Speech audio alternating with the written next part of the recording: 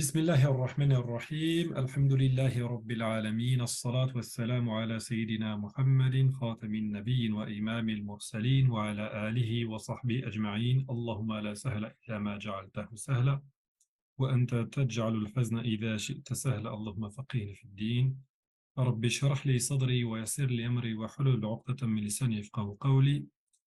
Chers toutes et tous, marhaban bikoum, assalamu alaikum wa rahmatullahi ta'ala wa barakatuh.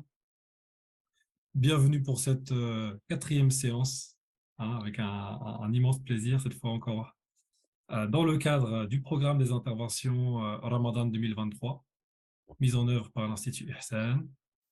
Aujourd'hui, bi'idhnillah, inshallah ta'ala, nous développerons une autre facette encore que celles qui nous ont occupés dans les trois interventions précédentes. C'est une intervention qui sera en lien étroit avec le Coran el-Karim et plus particulièrement avec ses sciences, les sciences du Coran el-Karim. C'est la question des qira'at, la question des lectures. On a tous entendu dire je lis en Hafs, lui il lit en Warsh. Donne-moi un Coran Hafs. Hein. Quitte parfois à oublier que derrière ces noms, derrière ces lectures, il y a, ces lectures ont été fidèlement transmises par de grands hommes.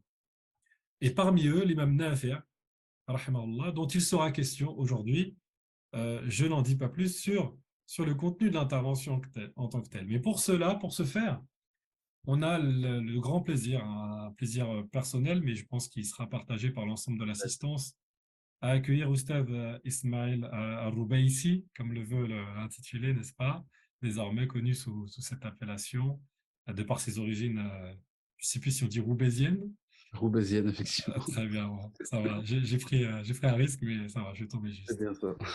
Et si tu me le permets, Sidi, j'aimerais prendre juste une minute pour te présenter suffisamment avant de te donner la parole. Alors, Inch'Allah. certains d'entre vous le connaissent probablement via soit ses publications et ses contributions sur les réseaux sociaux, et notamment sur le blog Bornos, des publications souvent riches, denses aussi, il faut le dire, mais particulièrement bien sourcées, ce qui est suffisamment rare pour le souligner. D'autres, peut-être encore parmi vous, le connaissent en tant qu'enseignant, peut-être ont eu le plaisir d'étudier auprès de lui dans le cadre de l'Institut Maziri. Ce fut mon cas à partir de 2019, par exemple, dans les matières telles que les sciences du hadith ou les sciences du Coran.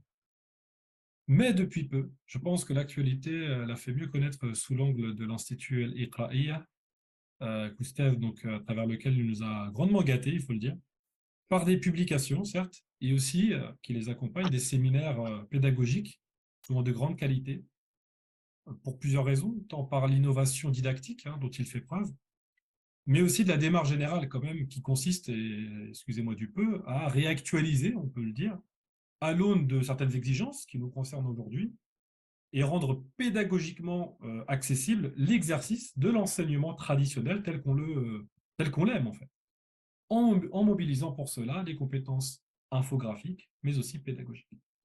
Et à ce titre, le premier tome de Al-Akhdariya en est un parfait exemple. Pour ceux qui ne le connaîtraient pas encore, je vous invite à faire quelques recherches sur Internet. On est d'ailleurs au sein de l'Institut Ihsan plusieurs à avoir suivi et validé la formation, alhamdoulilah, dans le but maintenant de prendre pour support cet ouvrage à l'occasion de la rentrée septembre 2023 et ainsi élaborer pour la première fois dans notre agglomération rouennaise un cursus pour adolescents au sein donc de l'Institut. Et c'est d'ailleurs dans le cadre de l'édition d'Al-Iqra'iyya que Oustaz, Inch'Allah Ta'ala, aura une annonce à nous faire en fin de séance. Et donc, Sidi, je réitère mes remerciements que je t'ai tout à l'heure adressés, mais je les Il réitère faut remercier. publiquement pour avoir accepté d'intervenir aujourd'hui. Jazakallahu khairan. Et sans Ouais. plus attendre, j'ai déjà beaucoup parlé, je te laisse la parole pour 30, 40 minutes, Barakallah. afin de nous entretenir sur les qira'at et le cas de l'imam Nafi' rahmahullah. Tafadhal Inch'Allah. Sidi, on t'écoute attentivement. Barakallahu fik. Je remercie avec beaucoup d'insistance l'ensemble d'entre vous qui avaient pris le temps de vous intéresser à un tel sujet que je vais aborder aujourd'hui, Inch'Allah. Et un sujet effectivement très important pour l'entièreté des musulmans de façon générale, puisque vous n'êtes pas sans savoir, eh bien, parfois, le type de confusion que peut créer ce manque de connaissances culturelles de l'histoire des qira'at et des lectures du Coran. Donc l'idée, Inch'Allah, de cette séance, eh bien, c'est justement de pallier à ce manque de connaissances durant ce mois béni de Ramadan. Et nul doute que la relation est toute faite avec ce noble mois de Ramadan, puisqu'il s'agit justement du mois durant lequel fut révélé le Coran et durant lequel le prophète sallallahu alayhi wa sallam révisait le Coran avec Jibril alayhi salam. Eh bien, euh, c'est sans aucun doute le mois le plus adapté pour évoquer ces questions liées au Coran et aux sciences du Coran de manière générale, et plus précisément à la science des lectures du Coran, aussi différentes et diverses soient-elles. Et il est nécessaire dès lors de commencer, avant de passer à la biographie de Nafi' et de comment s'est diffusée sa lecture, il est nécessaire de tout d'abord commencer par une introduction générale sur la raison pour laquelle ces lectures existent. Pourquoi est-ce que le Coran fut révélé en plusieurs variantes? Pourquoi est-ce qu'il existe plusieurs lectures du Coran? À cela, il nous faut tout de suite évoquer un hadith qui est authentique, qui est notoire, qui est connu, rapporté par l'imam Malik, rapporté dans les Sahihain, dans lequel le prophète sallallahu alayhi wa sallam a certes dit أنزل القرآن على 7 أحرف فاقرؤوا ما تيسر منه. C'est-à-dire, le Coran fut révélé en 7 variantes, ainsi récitez de celle-ci ce qui vous en est facile. Ce hadith est le fondement dans ce chapitre, dans le chapitre des lectures coraniques, puisqu'il établit de façon claire que le Coran a été révélé de cette manière, de façon multiple, de multiples variantes, de sorte que il était possible, dès l'époque du prophète sallallahu alayhi wa sallam, et c'est ainsi qu'il enseignait aux sahaba, de réciter le Coran selon 7 variantes. Ces variantes, les savants ont beaucoup divergé sur le sens de ces variantes-là.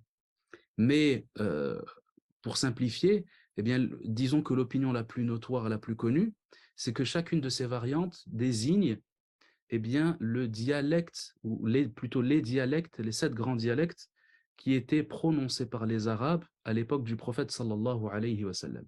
Puisque la langue arabe, eh bien, elle a une certaine diversité, de par la diversité qui existait à l'époque entre les différentes tribus arabes. Donc, on avait de grands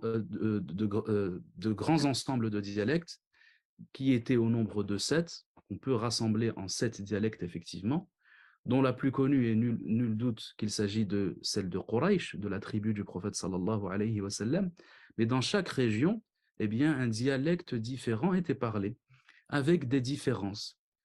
Différences qui se retranscrivent, qui se retrouvent dans les lectures coraniques que l'on connaît aujourd'hui. Ainsi, par exemple, chez Quraysh, eh bien, on avait une préférence pour l'effacement de la hamza, le fait d'effacer les hamazat. La hamza, si vous savez, vous savez lire en arabe, vous savez que la hamza, c'est ce coup de glotte que l'on prononce a, i, ou. Cette hamza-là, étant une lettre lourde, eh bien, nécessairement, elle pose un certain nombre de difficultés chez certains locuteurs arabes, déjà à l'époque. Et Quraysh préférait l'effacer. Ainsi, au lieu de dire dhi'bun, qui veut dire le loup, il disait dhibun. Au lieu de dire ra'sun, il disait rasun, et ainsi de suite. Donc, on a cette variante-là qui est propre à cette lecture-là. Si on prend par opposition la tribu de Hudayl, qui est une tribu du centre de l'Arabie, cette tribu-là dont est issu Ibn Mas'ud, al-Hudali. Al-Hudali, c'est-à-dire en référence à la tribu de Hudayl dont il est issu. Eh bien, eux, au contraire, ils prononçaient l'ensemble de toutes les hamza sans en effacer aucune. De sorte que leur parler eh bien, est composé d'énormément de hamza prononcées avec tahqiq, c'est-à-dire en affirmant la prononciation de la hamza. Donc, on constate que déjà, même avant l'islam, il y avait cette diversité de dialectes, de prononciation, de vocables également, de lexique qui différaient. Et c'est la raison pour laquelle Allah Ta'ala a simplifié à la communauté de Mohammed sallallahu alayhi wa sallam en révélant le Coran en plusieurs lectures. Et cette révélation en plusieurs lectures, elle est issue d'une demande, une demande du prophète sallallahu alayhi wa sallam. Puisque nous avons un hadith qui établit clairement la façon dont Allah Ta'ala a fait révéler les autres lectures ou les autres variantes par lesquelles il est possible de réciter le Coran, dans un hadith rapporté par Ubay ibn Ka'b, dans lequel le prophète sallallahu alayhi wa sallam dit à Ubay, Ya Ubay, Inna Rabbi arsala ilayya an iqra il-Qur'ana ala harf. Mon Seigneur m'a certes envoyé de réciter le Coran selon une variante. Donc à la base, effectivement, le Coran était révélé en une variante, qui n'est autre que la variante parlée par le prophète sallallahu alayhi wa sallam de Quraysh, puisque le prophète sallallahu alayhi wa sallam est issu de Quraysh, est issu de cette tribu-là, et Allah Ta'ala a choisi cette tribu-là parmi les autres tribus arabes pour que soit révélé le message de l'islam par l'intermédiaire du prophète Mohammed sallallahu alayhi wa sallam. Sauf que le prophète sallallahu alayhi wa sallam, lorsqu'il va constater qu'un certain nombre de sahaba n'étant pas de Quraysh, sont d'autres tribus, et que dès lors, peut leur paraître difficile de réciter le Coran dans d'autres variantes. Et c'est ainsi que, dans le même hadith, il nous dit, sallallahu alayhi wa sallam, فَرَدَدْتُ إِلَيْهِ أَنْ هَوِّنْ عَلَى أُمَّتِي. Je lui ai alors répondu en lui demandant de faciliter à ma communauté. Et c'est alors que il nous dit, sallallahu alayhi wa sallam, فَأَرْسَلَ إِلَيَّ أَنْ يَقْرَأْهُ عَلَى حَرْفَيْنِ. Alors il m'envoya de le réciter en deux variantes. Il permit une variante supplémentaire. فَرَدَدْتُ إِلَيْهِ أَنْ هَوِّنْ عَلَى أُمَّتِي. Et il redemanda à Allah Ta'ala de faciliter à sa communauté. فَأَرْسَلَ إِلَيَّ أَنْ يَقْرَأْهُ عَلَى سَبْعَةِ أَحْرُفٍ. Et c'est alors qu'il m'envoya de le réciter en 7 variantes. Donc c'est ainsi que le Coran fut révélé en plusieurs variantes. Donc la base, effectivement, en effet, c'est que le Coran était récité selon la variante de Quraysh. Mais que, par la demande du prophète sallallahu alayhi wa sallam, Allah a facilité à la communauté afin que soient révélées d'autres variantes, de sorte que les versets puissent être récités dans les autres dialectes. Ainsi, une personne parmi les sahaba comme Ibn Mas'ud, eh bien, il lui fut permis de réciter le Coran selon sa langue d'origine, qui est la langue de Hudayl. Et c'est ainsi que le prophète sallallahu alayhi wa sallam lui enseigna le Coran selon cette langue, selon sa langue de Hudayl. Et c'est pourquoi Ibn Mas'ud, eh bien, il est connu pour avoir transmis le Coran selon une variante et une voix différente de ce que la plupart des sahaba à Médine vont recevoir. Et c'est ce qui va causer justement un certain nombre de problématiques qui va arriver à l'époque des sahaba.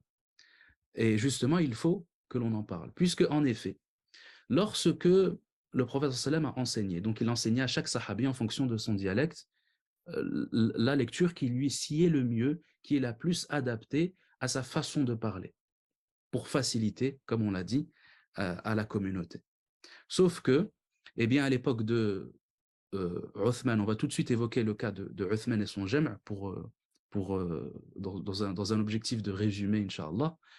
À l'époque de Uthman, va avoir lieu un problème qui va se poser, qui est lié à ce grand nombre de lectures transmises par les Sahaba, et ceci à l'époque des razawat et des batailles qui auront eu lieu en Arménie et en Azerbaïdjan, puisque c'est à ce moment-là que les Futuhat vont arriver à cet endroit-là de l'Asie mineure. Et c'est ainsi que on va remarquer que certains Sahaba, tabi'in, parmi leurs élèves, vont se mettre à diverger grandement et à polémiquer sur les lectures coraniques en rejetant ce qu'ils ont pu entendre d'autres parmi les Sahaba ou d'autres parmi leurs frères, parmi les Tabi'in. Ainsi, l'un d'eux va entendre une lecture qu'il n'a jamais entendue puisque lui a récité le Coran d'une autre manière et il va être scandalisé d'entendre une telle variante qu'il n'a jamais entendue en rejetant, en réfutant le fait que ceci soit du Coran. Et donc va être créée une dissension qui va être solutionnée par Uthman ibn Affan à l'époque de son califat et solutionnée en tout d'abord, premièrement, rassemblant l'entièreté de ce qui a été écrit du Coran par les Sahaba. Puisque, effectivement, on a les scribes du prophète, sallallahu alayhi wa sallam, qui écrivaient la plupart du Coran sur ce qu'ils avaient, soit des ossements, soit des parchemins, soit des bouts de cuir ou autre, ou peu importe, qui leur permettaient de garder le Coran en tant que support écrit. Donc, ils avaient accès à tout ceci, sauf que d'autres Sahaba écrivaient le Coran eux aussi. Ils ont écrit des parties du Coran lorsqu'ils avaient eu l'occasion de le faire. Et du Coran, selon leur variante, selon leur dialecte.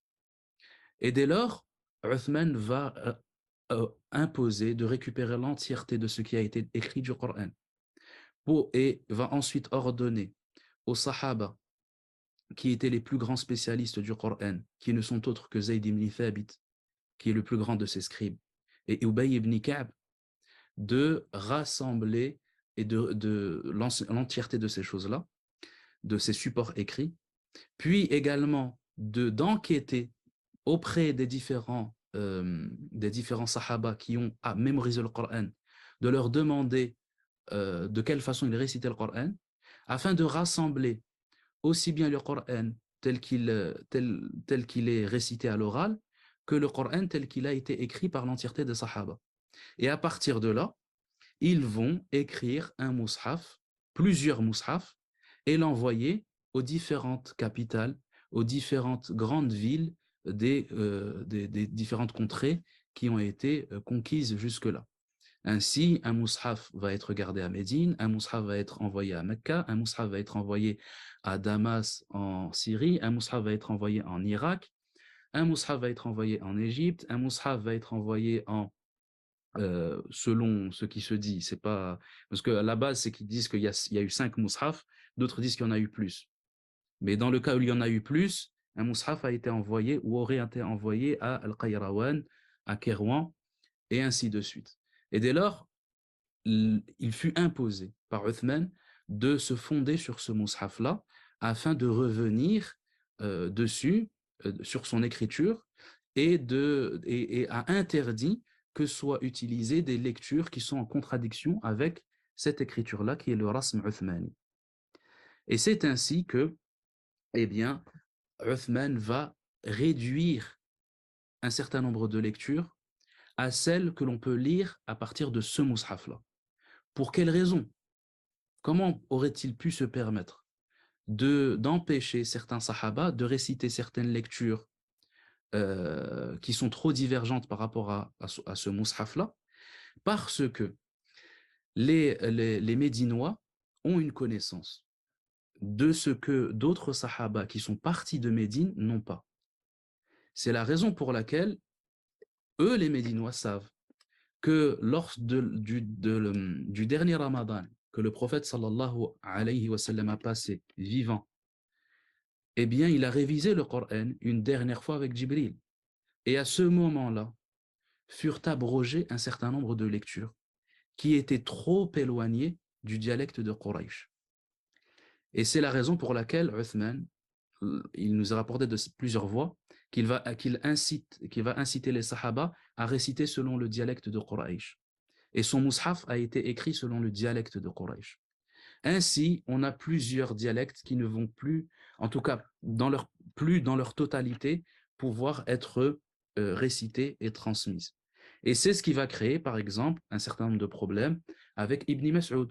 Puisque Ibn Mas'ud, lorsque le prophète sallallahu alayhi wa sallam va mourir, il va se diriger vers Al-Koufa, ou avant même, il va être envoyé avant Al-Koufa, pour enseigner aux gens le Coran et pour enseigner la religion aux gens d'Al-Koufa. Al-Koufa, c'est une ville qui se trouve en Irak, qui est la plus grande ville d'Irak à cette époque-là, c'est le Koufa.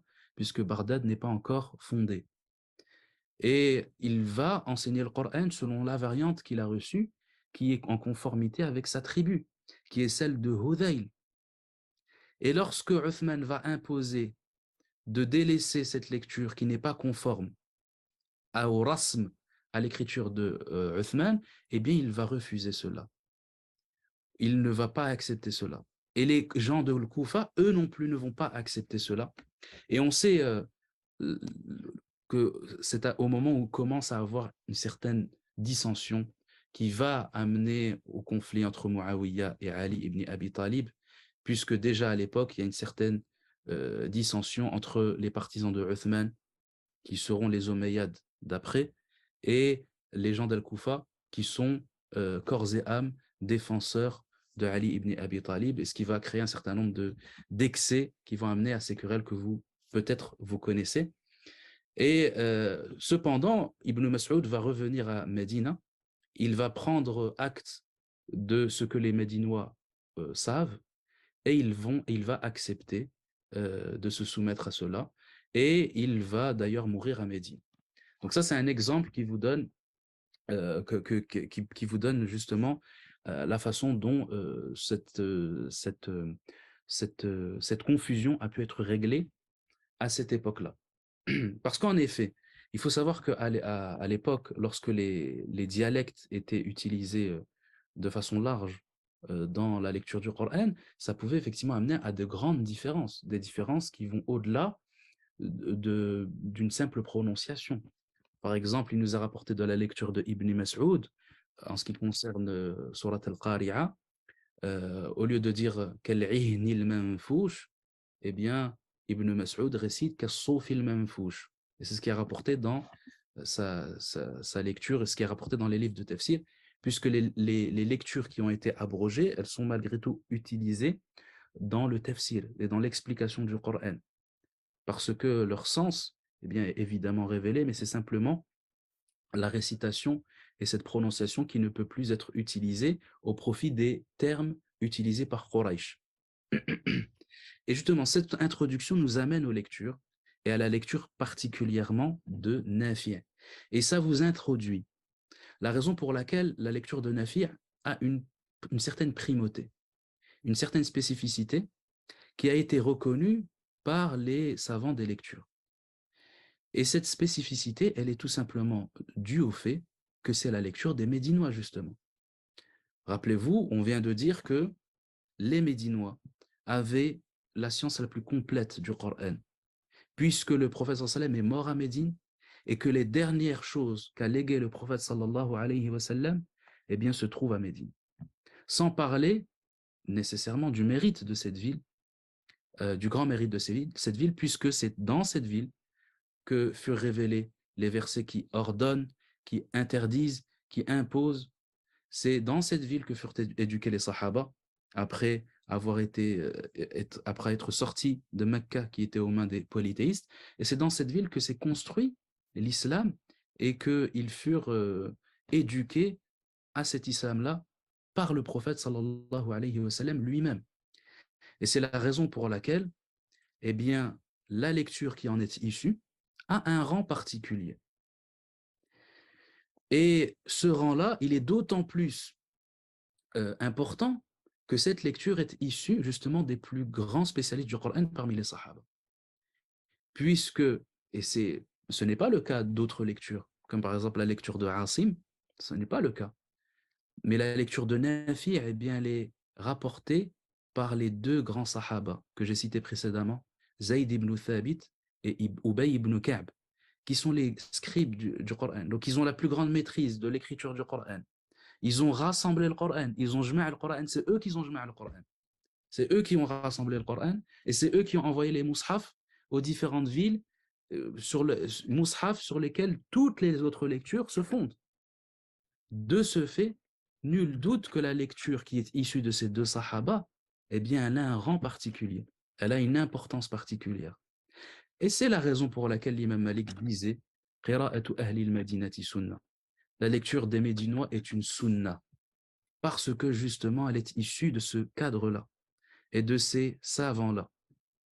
et la lecture des Médinois, c'est la lecture de Nafi', comme il va le dire dans d'autres narrations qu'on aura l'occasion d'évoquer ensuite, Inch'Allah ta'ala.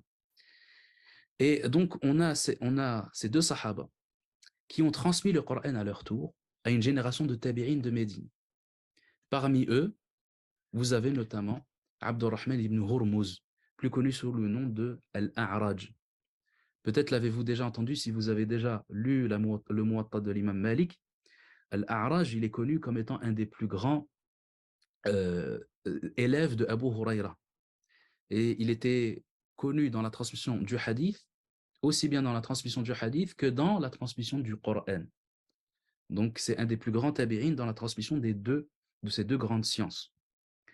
On a parmi ces tabi'in-là, Shaybat ibn Nisah, on a parmi eux Abu Ja'far Yazid ibn al-Qaqa', qui est également un des lecteurs, parmi les 10 lecteurs du Coran, les 10 Qurra connus lorsqu'on parle des 10 lectures. Donc, on a une génération de tabi'in qui va transmettre le Coran de ces deux grands sahaba, notamment. Et justement, l'ensemble de ces tabi'in-là que j'ai cités, eh bien, Nafi' va prendre directement d'eux. Donc, Nafi', cet imam-là dont on va parler, eh bien, c'est un tabi'u tabi'in, c'est-à-dire un élève des tabi'in. Donc, il y a entre lui et le prophète sallallahu alayhi wa sallam seulement deux générations.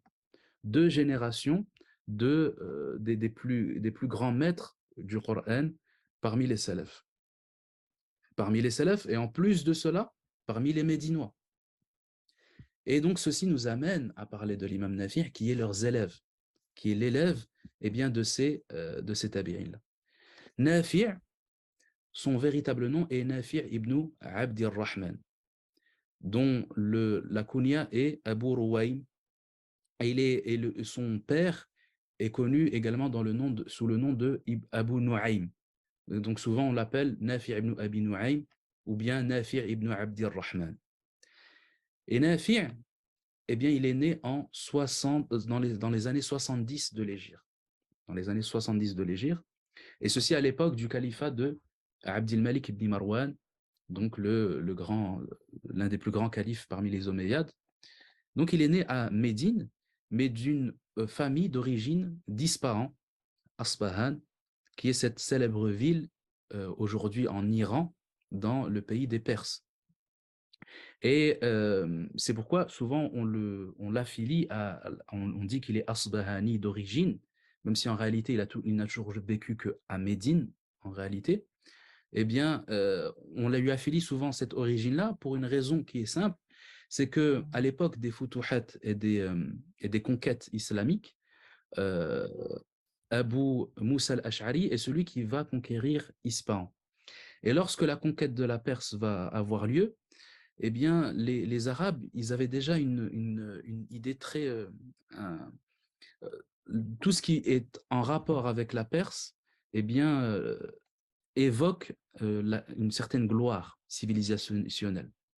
C'est la raison pour laquelle certains aiment s'affilier à la Perse de cette manière-là, parce que c'est une fierté que d'être issu de cette civilisation qui était vue par les Arabes avant l'islam comme étant une des plus grandes civilisations. Et c'est la raison pour laquelle ce type de nom, Al-Asbahani ou autre, va subsister, quand bien même ces savants-là ne sont pas en tout cas ne sont pas nés dans ces villes en question. Et donc, Nafi' ibn Abdirrahman, son père, il va être fait prisonnier et il va se convertir à l'islam alors, et il va se diriger à Médine pour y vivre, et c'est alors que Nafi' va naître à Médine. Il est rapporté que dès lors, du fait de son islam auprès de Ja'wana ibn Sha'oub, al-Laythi, il est Laythi, de la tribu des Laythi en tant que wala, puisque vous savez que lorsqu'une personne se convertit à l'islam auprès d'une personne de telle tribu, par exemple arabe, elle est affiliée à cette tribu-là. Donc c'est pourquoi Nafi' est un laythi d'un point de vue d'Al-Wala. C'est ce qu'on appelle l'Wala. Il est affilié à la tribu de Layth, des Bani Layth, pour cette raison-là. Ensuite, qu'en est-il de sa formation?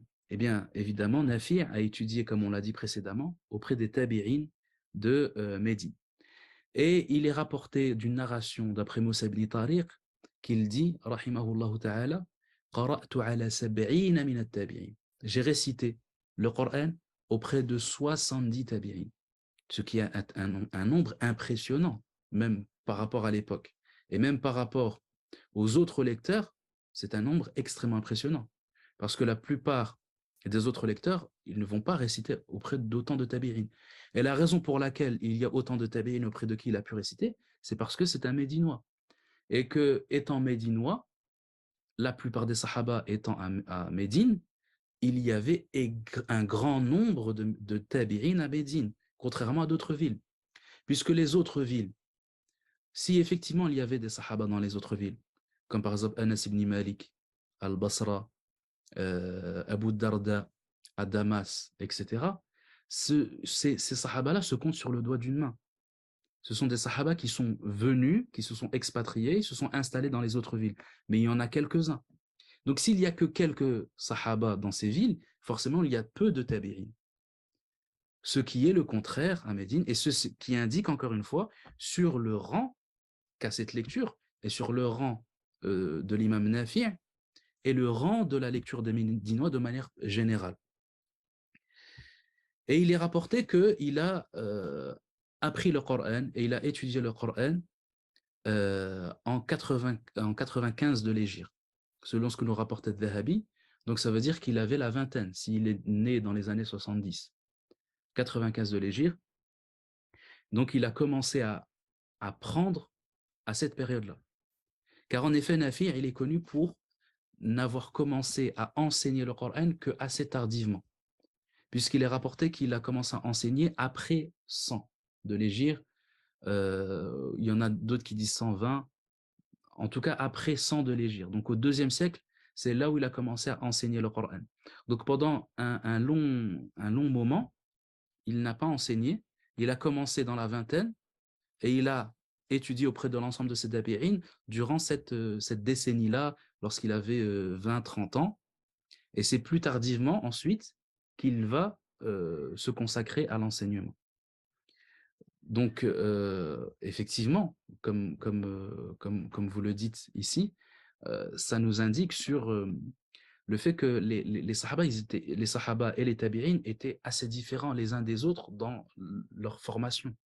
Effectivement, il y en a beaucoup qui ont, surtout les Tabi'in, à partir des Tabi'in, il y en a beaucoup qui vont étudier alors qu'ils sont jeunes et petits, mais ce n'est pas le cas de tout le monde, et chacun eh bien, a une raison qui va l'amener à l'enseignement, pardon, à l'apprentissage du Coran.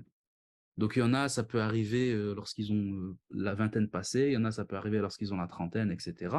Et on a un certain nombre d'exemples de ce type qui nous indiquent sur ça, et l'exemple de Nafi' également indique sur cela.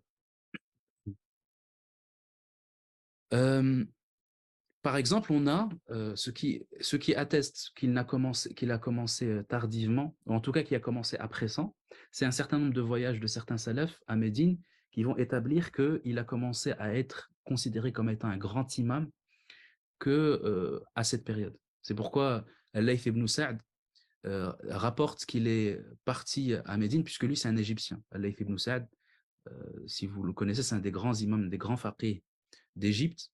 Il est parti à Médine et il dit que lorsqu'il est parti pour faire le Hajj, il est arrivé à Médine en 113 de l'Hégire et il dit wa imamun nasi fi al-qira'ati bil madinati Nafi' ibn Abi Nu'aym. Et au moment où l'imam des gens dans la lecture à Médine était Nafi' ibn Abi Nu'aym. Et ce qui est intéressant également chez Nafi', c'est qu'il va devenir une référence incontournable des lectures alors même que ces chouyours sont vivants. Donc, ce qui prouve sa grandeur. Parce que pour qu'un imam, dans une ville comme Médine en plus, à une telle époque, deviennent la référence ultime dans les lectures, alors que ses propres maîtres, ils sont encore vivants, c'est que véritablement, ça indique sur une grande maîtrise du Coran et le fait que c'est une véritable hujja, une preuve vivante dans les lectures du Coran. Donc ça, c'est une preuve qui illustre son rang.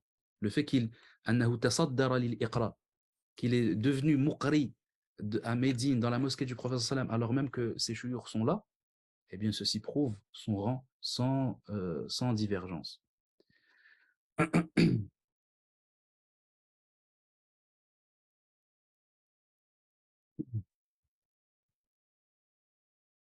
Parmi les choses également que l'on peut évoquer sur Nafi', le fait que l'imam Malik lui-même eh bien, a récité sur lui et a appris le Coran auprès de lui.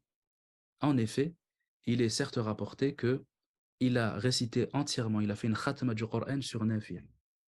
Et il est également rapporté que Nafi', contrairement à cela, a étudié Al-Muwatta auprès de l'imam Malik. Car en effet, Nafi' et Malik étaient de la même génération, puisque Nafi' est décédé en 169 de l'Hégire et l'imam Malik en 179 de l'Hégire. Il y a 10 ans de différence entre les deux. Donc les deux ont enseigné à la même période.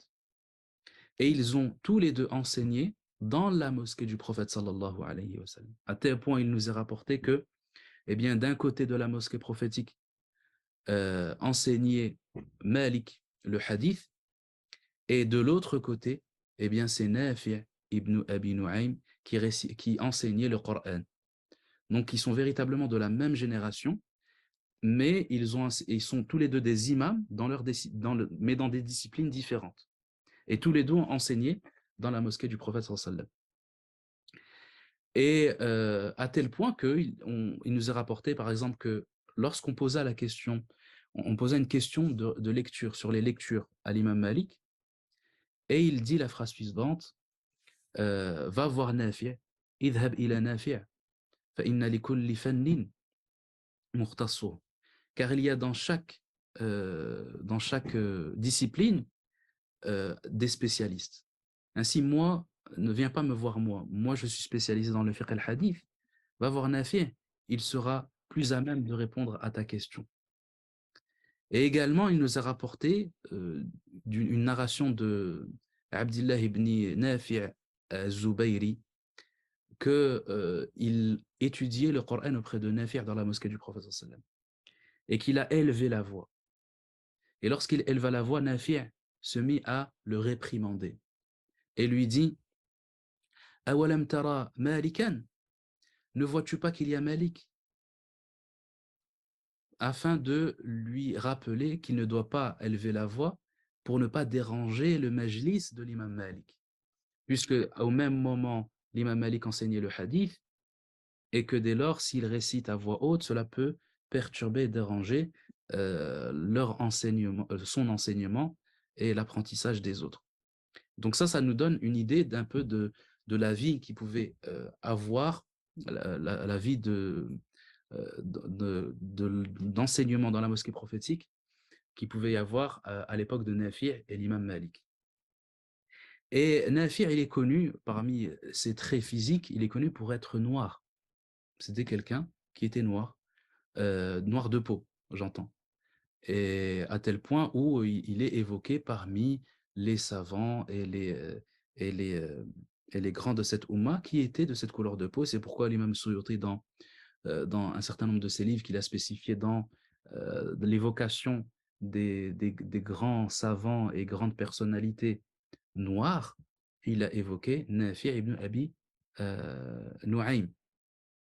Et ce qui contraste effectivement avec le fait que l'imam Malik était décrit comme étant blanc de peau, ce qui indique finalement sur cette ambivalence entre l'imam Malik et l'imam Nafi', les deux grands imams de l'époque à Médine dans leur discipline. Également, Nafi', il est connu pour avoir euh, euh, euh, enseigné extrêmement longtemps dans la mosquée du prophète sallallahu alayhi wa sallam, à tel point où il est rapporté qu'il a enseigné 60 ans. Il a rapporté 60 ans, en tout cas environ, selon ce qui est rapporté, il aurait enseigné 60 années. Et le succès de son enseignement est assimilable au même succès que l'imam Malik aura dans son enseignement.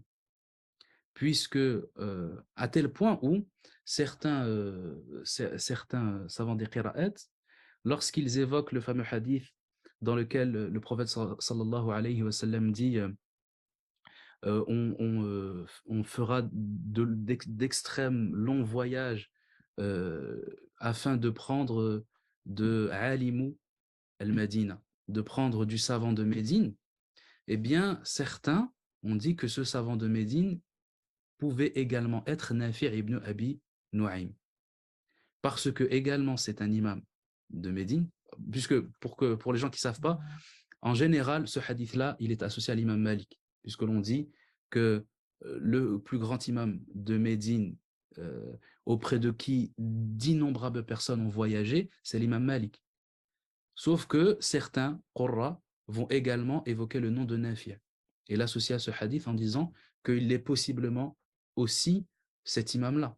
Parce que le succès que son enseignement va avoir est semblable à celui de l'imam Malik. Si ce n'est qu'il est dans les lectures du Coran. Puisqu'on va avoir énormément d'élèves et de tullab al-ilm qui vont voyager pour prendre le Coran de lui de la même façon qu'ils vont prendre de l'imam Malik. Et pour vous donner un trait, vous donner une idée de comment est-ce que cela se passe et pour vous montrer vraiment l'engouement, il faut savoir que Nafi' n'enseignait le Coran qu'à ceux qui étaient les meilleurs. Pourquoi? Parce qu'il ne pouvait pas s'occuper de tous les autres élèves. Parce que vous avez des élèves effectivement qui maîtrisent moins bien le Coran ou qui sont moins excellents. Et on a une narration dans laquelle Ashhab, le célèbre Ashhab, qui n'est autre que l'un des plus grands élèves de l'imam Malik dans le fiqh, il va voir Nafi' pour réciter auprès de lui.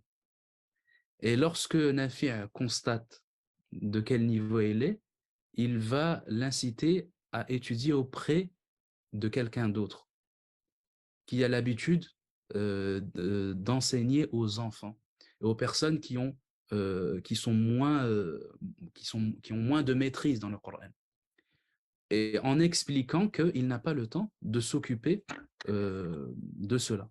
Parce qu'il avait énormément d'élèves, et les élèves, la règle dans la mosquée de Médine était que le premier qui est présent au cours peut réciter devant le cheikh. Ce qui, du fait de l'engouement et du nombre d'étudiants, faisait qu'on avait un certain nombre d'élèves qui restaient toute la nuit pour avoir le premier tour et pour passer en premier. Donc, ils restaient toute la nuit parce que les cours de Coran, il faut savoir qu'ils avaient lieu dans la mosquée du prophète sallam après le subh. Donc, ils restaient une grande partie de la nuit et ils prenaient leur place à ce moment-là pour réciter dans les premiers après le subh auprès de Nafi'. Donc, ça vous montre l'engouement qu'il y avait à apprendre sa lecture et à étudier sa lecture. C'est extrêmement, effectivement, très impressionnant. Parmi les traits de Nafi' également, et ça c'est très connu chez lui, le fait que se dégageait de sa bouche une odeur de musc. Et en effet, lorsqu'on lui posa la question à propos de cela, il dit رأيت النبي صلى الله عليه وسلم في النوم تفل في c'est-à-dire j'ai vu le prophète sallallahu alayhi wa sallam euh, cracher dans ma bouche. Donc en rêve, il a vu cela. Et après ce rêve, eh bien, il n'eut que l'odeur de musc pour se dégager de sa bouche. Et nul doute que ça indique sur son mérite. Et un tel mérite ne peut provenir que d'une personne qui a un certain degré de foi et pour lequel sa spécialité est certes récompensée, pour lequel son enseignement eh bien, mérite l'agrément d'Allah Ta'ala. Donc ça illustre l'agrément d'Allah dans son enseignement, puisque cela signifie que le Coran qu'il récite eh bien, est assimilé, associé à cette senteur du musc. Donc, nul doute sur le fait qu'il s'agisse d'un grand mérite en ce qui le concerne. Également, parmi les choses qui sont rapportées par rapport à ces traits, le fait qu'il avait un comportement affable avec les gens. كان طيب الخلق كما قال الذهبي طيب الخلق ويباسط أصحابه. C'est-à-dire qu'il mettait à l'aise les gens, ses élèves, etc. Et était affable, ouvert, il n'était pas renfrogné ou fermé, etc. Donc ça nous indique sur sa personnalité. Et comme je l'ai dit, Nafi, eh bien, il va mourir en 169 de l'Hégire. Et en mourant en 69 de l'Hégire, il aura laissé et légué une science qui va perdurer. Et perdurer auprès d'un grand nombre d'élèves. Et parmi les élèves, si on parle de Nafi, il nous est nécessaire de parler de ses élèves. Ses plus grands élèves, qui ne sont autres que Warsh et Qaloun. Et donc, il nous faut également évoquer le cas de Warsh et de Qaloun. Premièrement, en ce qui concerne Warsh. Tout d'abord, Warsh, on connaît ce nom, on l'entend partout, etc.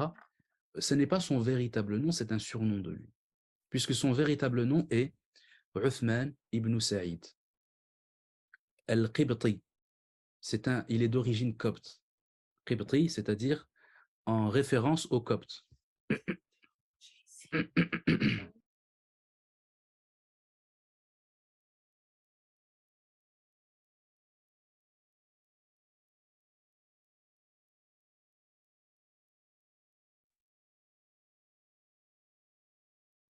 Excusez-moi. Donc j'étais en train de dire que son véritable nom était Uthman ibn Sa'id, qui était d'origine copte. Et lui, contrairement à Nafi', il ne vient pas de Médine. Il n'est pas de Médine, il est d'Égypte. Huwa Misri. Et il va grandir en Égypte et il va apprendre le Coran en Égypte. Donc il ne va pas apprendre le Coran auprès de Nafi', c'est ensuite qu'il va voir Nafi' et il va le rencontrer. Donc Uthman ibn Sa'id va partir d'Égypte pour aller à Médine. Et il raconte lui-même l'épisode de sa récitation auprès de Nafi', puisqu'il dit lorsqu'il a rencontré Nafi', et lorsque Nafi' a vu son rang et sa valeur, eh bien, il va lui permettre de réciter spécialement, de façon intensive. De sorte que, il rapporte qu'il a récité auprès de Nafi' un subu' par jour, en faisant une khatma en une semaine. Donc, il a récité 1/7 du Coran pour finir le Coran en une semaine. Et il va le faire durant un mois, c'est-à-dire durant 4 semaines, puisqu'il va faire 4 khatma auprès de Nafi'. Donc, il va réciter 4 fois. Et donc, au bout d'un mois, eh bien, il aura pris l'ensemble de ce qu'il devait prendre de Nafi' dans les lectures. Donc, effectivement, Warsh n'est pas un Médinois. Et Warsh, son surnom, l'histoire de son surnom, est que Nafi', à chaque fois, il posait des questions auprès de lui. Il s'interrogeait sur où est-ce qu'il est, etc. Il disait « Aïna Warshan »,« Iqra ya Warshan », etc. Pourquoi est-ce qu'il l'appelait? Il l'appelait Warshan. Pourquoi? Parce que le Warshan, c'est un type d'oiseau qui a un certain nombre d'attributs. En français, il me semble qu'il s'agit du perdrix.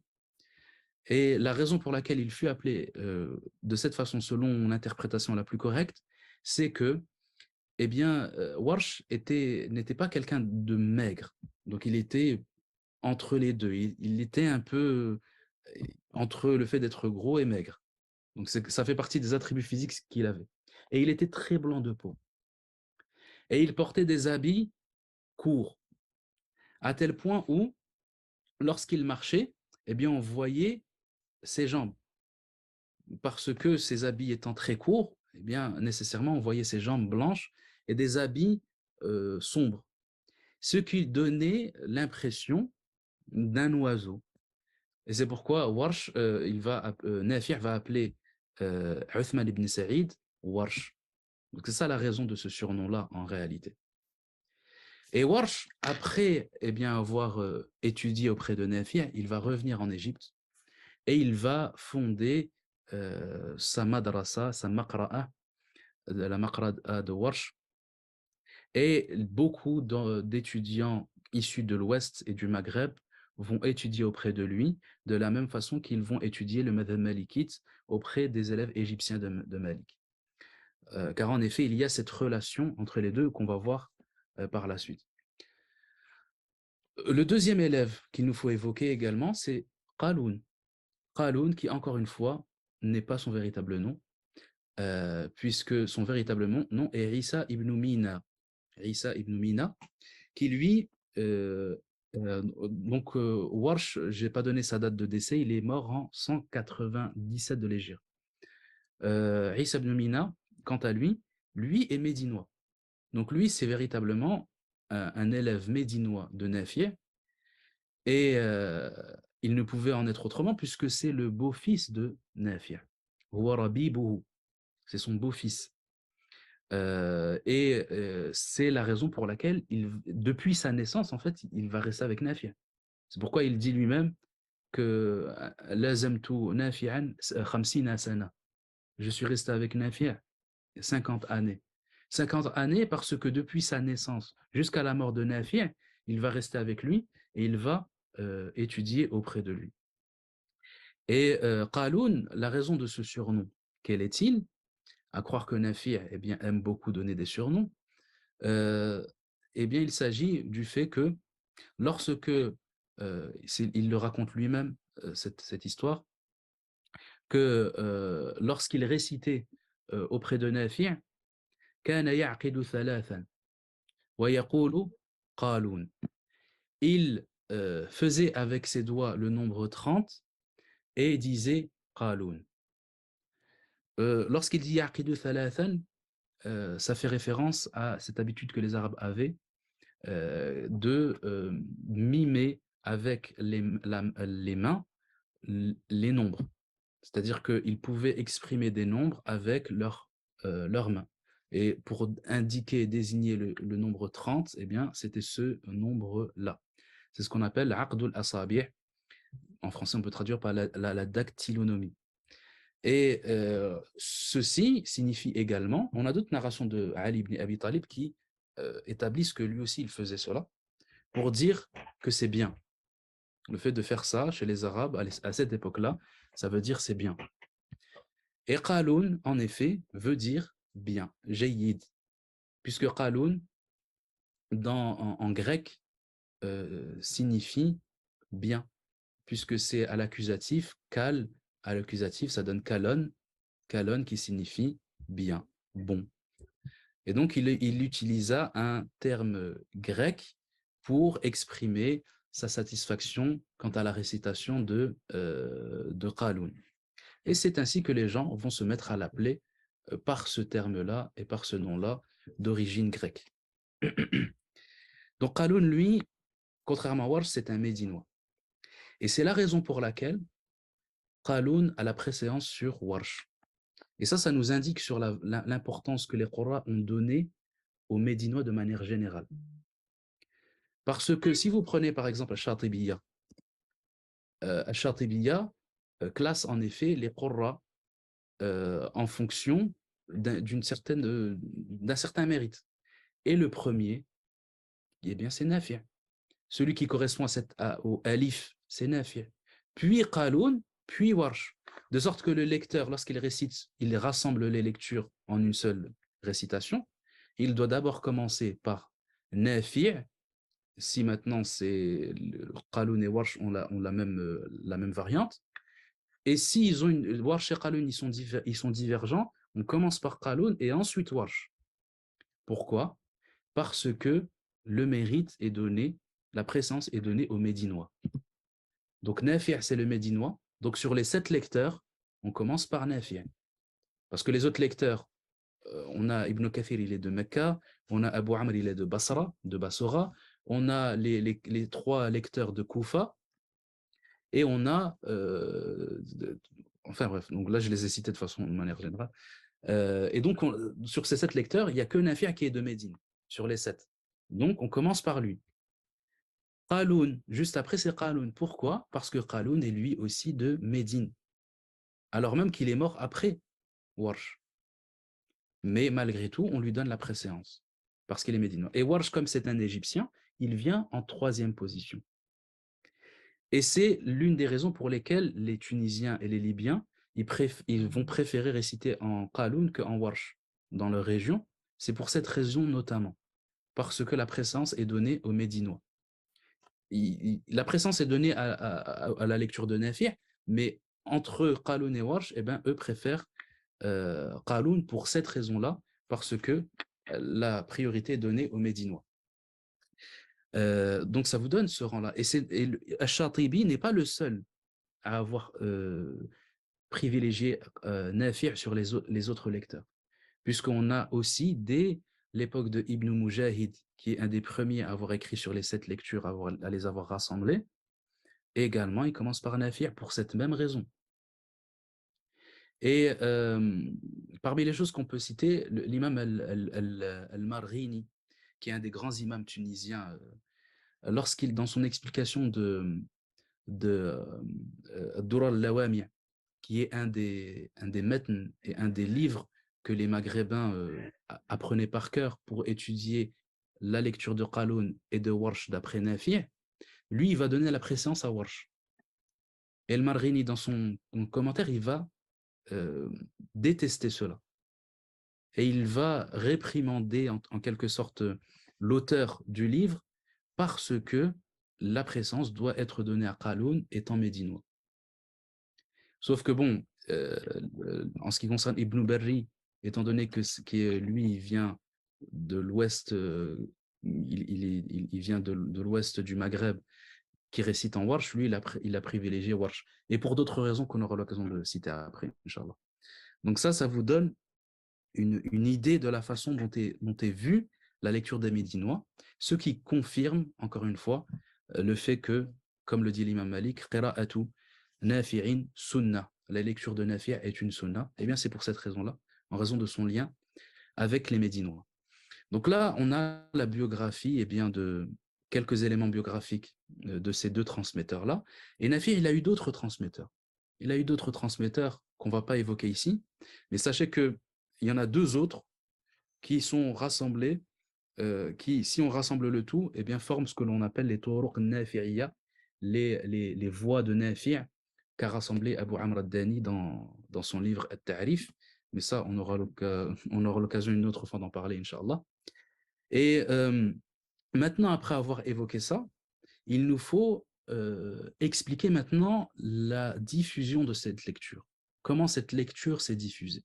Et déjà, on a donné déjà un certain nombre d'éléments de réponse, puisque c'est surtout lié à l'importance de Médine dans le cœur des gens de manière générale, des croyants de façon générale, et en particulier ceux qui viennent de l'ouest des pays musulmans, c'est-à-dire des pays du Maghreb et de l'Andalousie, puisque eux vont opter pour cette lecture, la lecture de Nafi', que ce soit en Warsh et en Hafs, en Warsh et en Qaloun, pardon.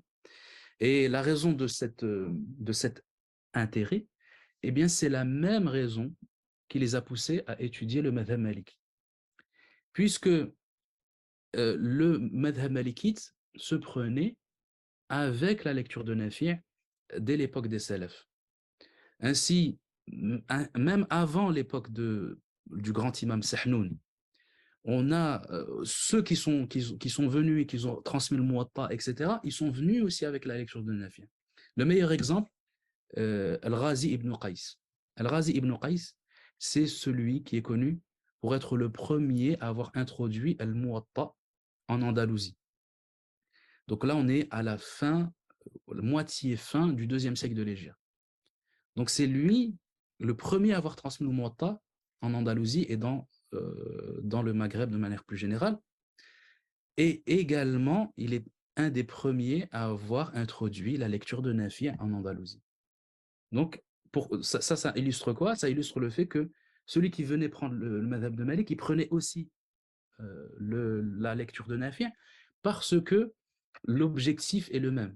L'objectif qui a animé ces générations d'étudiants, c'est de prendre la science des Médinois parce que c'est le meilleur endroit où prendre la science, parce qu'on est encore à l'époque des salafs, on a beaucoup de tabi'in à Médine, et on a énormément de tabi'in, bien plus que dans les autres villes. Et donc, il y a cette importance particulière qui est donnée à cette ville, de sorte que les gens se dirigent naturellement là-bas, et en particulier les gens du Maghreb.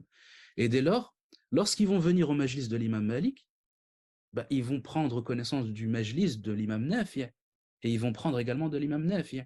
C'est pourquoi Ashhab va vouloir prendre la lecture de Nafi', comme on avait cité dans la narration précédente. Également, on peut citer dans la narration que j'ai citée sur Abdullah ibn Nafi', qui a d'abord commencé avec Nafi'. Il a étudié le Coran, donc ça, c'est la, dans la narration dans laquelle il dit qu'il s'est fait réprimander par Nafi', par avoir trop élevé la voix.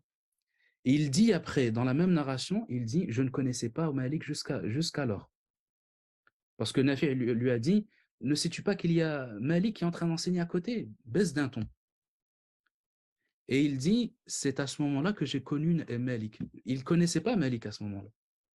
Lui, il était venu pour la lecture de Nafi', mais ensuite, comme cet épisode-là l'a fait connaître Malik, il va se diriger vers l'imam Malik et il va devenir un des élèves de l'imam Malik justement après.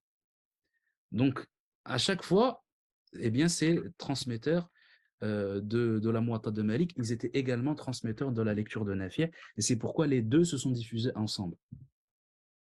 Ainsi, par exemple, Ibn al-Qasim, qui est connu pour être le plus grand des élèves de Malik, son fils, Abdus Samad, est un des plus connus à avoir transmis la lecture d'après Warsh.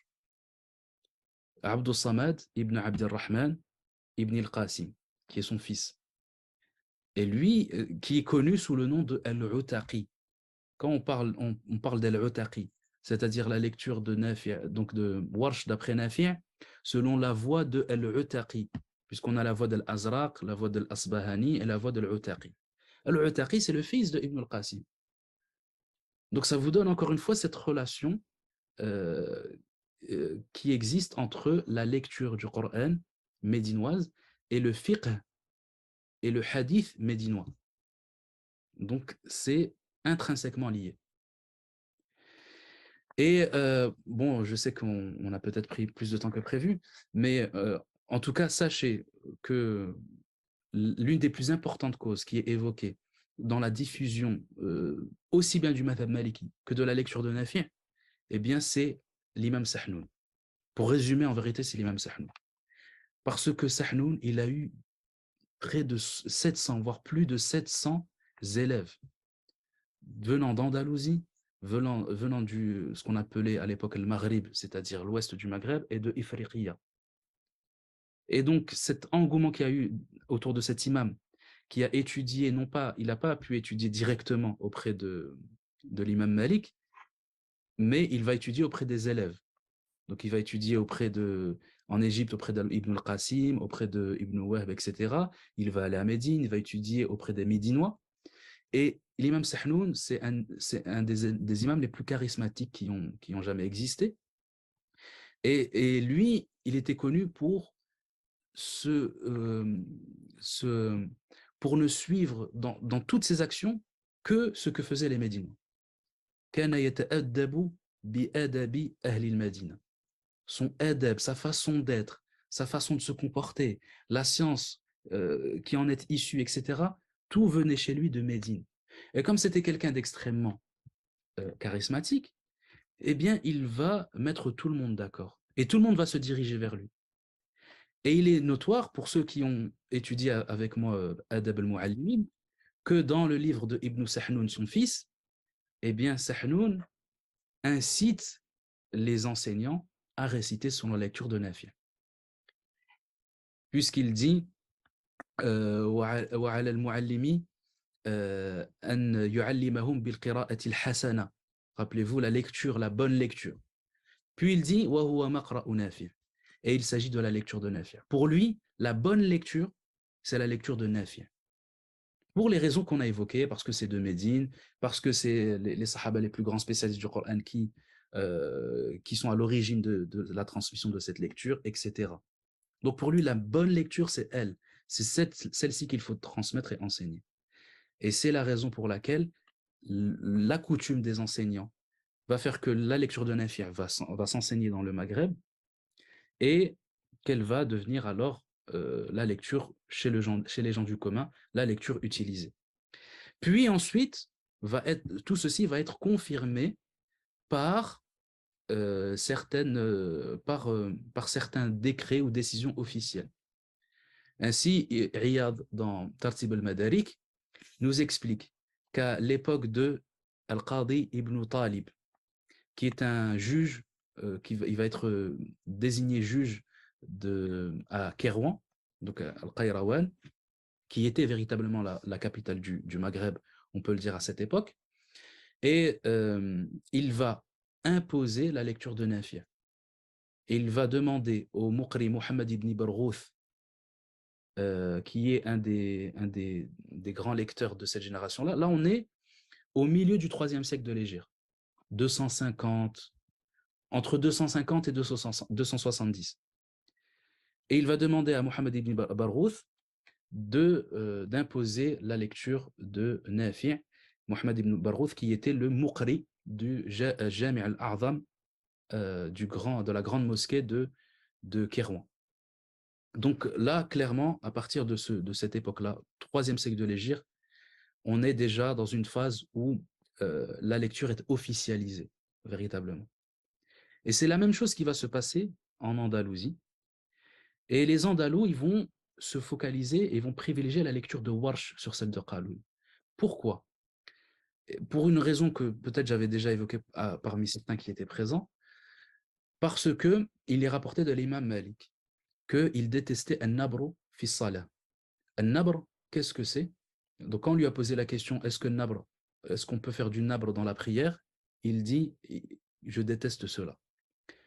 Ibn Rushd, dans son commentaire de cette narration, il explique que an-nabr, l'interprétation la plus correcte, c'est le fait d'exagérer dans le tahqiq des hamazat, c'est-à-dire dans la prononciation de la hamza dans le Coran. Comme on fait en hafs. Par exemple, a'idha, j'ai 2 hamza là, je les prononce comme il se doit. A'antum, je les prononce comme il se doit. Tandis que, donc ça c'est le nabr. Or, l'imam Malik détestait cela. Donc ça nous indique quoi? Sur le fait que l'imam Malik privilégiait et préférait une récitation qui est plus proche de la lecture de Quraysh, dans ce sens que on élude et on efface les hamazat, on efface les hamza. Et la lecture qui est le plus proche de ça, c'est la lecture de Warsh d'après Nafi'. Parce qu'elle a quelque chose que les autres lectures n'ont pas, en particulier un naql, c'est-à-dire la suppression de la hamza et le fait de déplacer sa voyelle sur la lettre précédente. Par exemple, exemple très simple, au lieu de dire Qul a'udhu bi rabbin nas, en Warsh, qu'est-ce qu'on dit? Qul a'udhu. On ne dit pas Qul a. Je ne prononce pas la hamza, je la supprime et je mets sa voyelle sur la lettre précédente. C'est ce qu'on appelle le naql de la haraka. Le naql, le déplacement de la voyelle vers la lettre précédente. Qul a'udhu. On ne dit plus la hamza. Dans Surat al-Falaq, pareil. Ghasiqin idha. Je ne dis pas ghasiqin idha parce que il y a une hamza là. Lorsque la hamza elle est précédée d'un soukoun, on la supprime et on met sa voyelle dans la lettre qui précède. Ça, c'est une spécificité de Warsh. On ne trouve cette spécificité dans aucun autre des 7 lecteurs. Il n'y a que Warsh qui rapporte ça d'après Nafi'. Ça, c'est par rapport au naql, mais après même, lorsqu'il y a 2 hamza qui se suivent, eh bien Warsh, après il y en a d'autres qui ont ces mêmes principes, mais Warsh supprime élude la deuxième. Par exemple, au lieu de dire antum, il va dire antum ou bien antum. Aïdha, aïdha, avec le tashil, c'est ce qu'on appelle le tashil de la hamza. Donc cette lecture Warsh, elle a cet intérêt qu'elle est plus proche de Quraysh d'un point de vue de la hamza. Et c'est la raison pour laquelle les Andalous vont préférer la lecture de Warsh. sur la lecture de Qaloun, même si Warsh n'est pas un Médinois, contrairement aux Tunisiens qui aujourd'hui récitent en Warsh, en Qaloun, pardon. Et ils vont dire, de toutes les manières, nous, certes, on récite selon Warsh, qui est un Égyptien, mais par contre, on prend la variante de son élève qui, lui, est un Médinois. Al-Azraq, en effet, celui qu'on appelle Azraq, c'est-à-dire Abu Ya'qub Yusuf al-Azraq, qui est mort d'ailleurs en 242 l'Hégire, la même année que l'imam Sahnoun, eh bien, lui est un Médinois. Et donc, ils vont dire, dans tous les cas, nous, on suit la variante de Al-Azraq, lui aussi, c'est un Médinois. Donc, ils vont sortir un peu de la divergence, enfin de cette critique sur la primauté de Qaloun sur Warsh par ce biais-là. Et c'est la raison pour laquelle, eh bien, c'est la variante de l'Azraq qui va avoir la primauté, en plus du fait qu'il s'agit d'un des plus grands élèves de Warsh, l'Égyptien. Donc là, en Ifriqiya, on a compris la raison pour laquelle la lecture de Nafi' s'est imposée. Et on a compris pourquoi est-ce que les Andalous, ils ont privilégié la lecture de Warsh et les Ifriqiens de Qaloun. Maintenant, qu'en est-il de cette autre partie du Maghreb dont on n'a pas parlé jusque-là, qui est justement le Maroc et l'Algérie? Puisque là, on a parlé de Ifriqiya. Ifriqiya, c'est l'Est algérien, la Tunisie et l'Ouest libyen. Mais qu'en est-il de l'ouest du Maghreb? Eh bien, effectivement, le développement scientifique de cette partie va être beaucoup plus tardif que l'Ifriqiya. Puisqu'au moment où les sahab, des tabi'in s'installent à Kérouan, où ils s'installent à Cordoue, le Maghreb est encore au proie à un certain nombre de dissensions de la part des tribus berbères, certaines qui acceptent l'islam, mais d'autres encore qui ne l'acceptent pas. Et c'est la raison pour laquelle le développement de la science dans cette partie va être un peu plus tardif.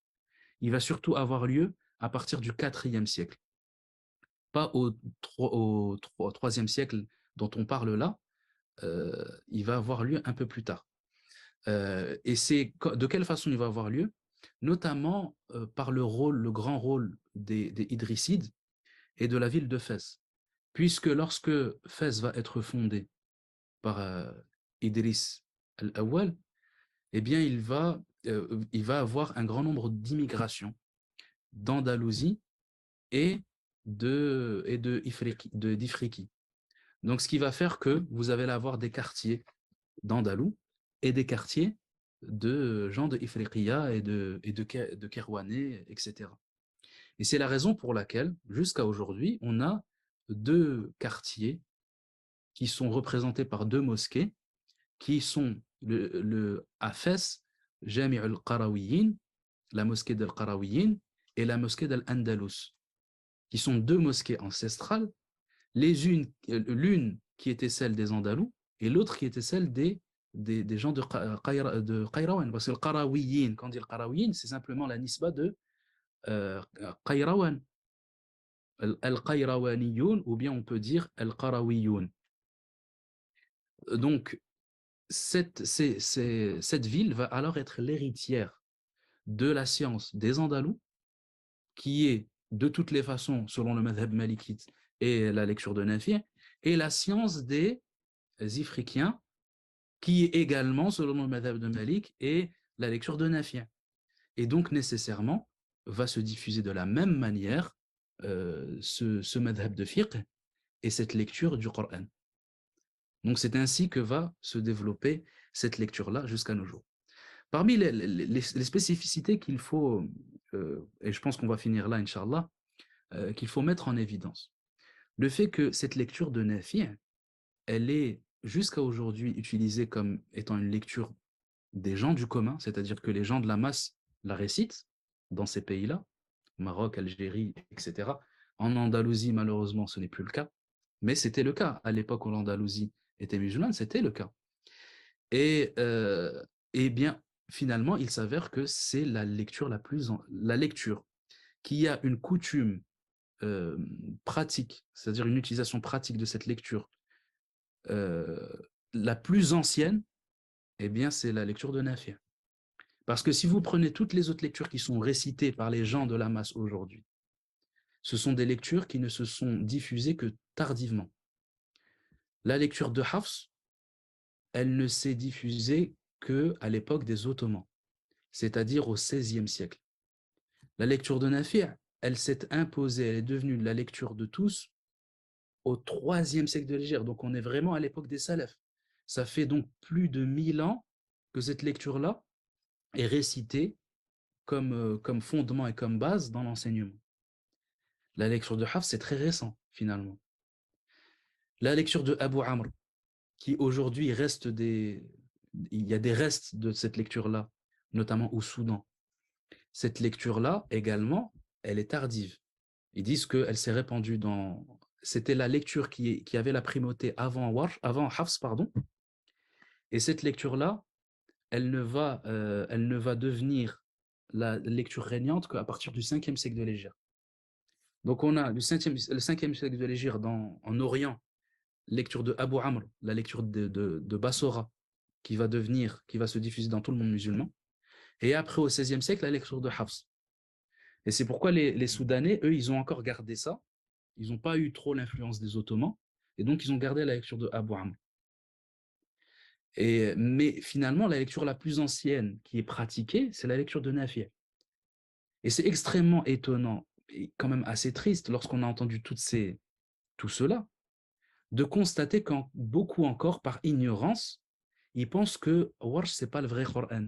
Des fois, on entend des gens, ils croient, ah non, ils récitent en Warsh. On dirait que c'est pas le vrai Coran, Warsh. C'est Hafs le vrai Coran. Parce que l'imam à la Mecque, il récite en Hafs. Alors que c'est sans doute la lecture qui est la plus ancienne qui est pratiquée et qui mériterait le plus encore d'être préservée dès lors que celle de Hafs.